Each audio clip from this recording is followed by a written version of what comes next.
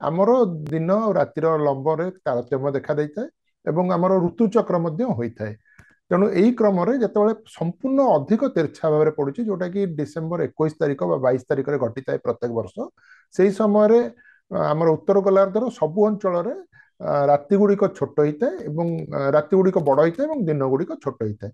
ତ ସେଇ କ୍ରମରେ ଆଜି ଡିସେମ୍ବର 21 ତାରିଖ ହେଉଛି ଆମର ଉତ୍ତର ଗୋଲାର୍ଦ୍ଧ ପାଇଁ ସବୁ ଅଞ୍ଚଳ ପାଇଁ ସବୁଠାରୁ ଛୋଟ ଦିନ।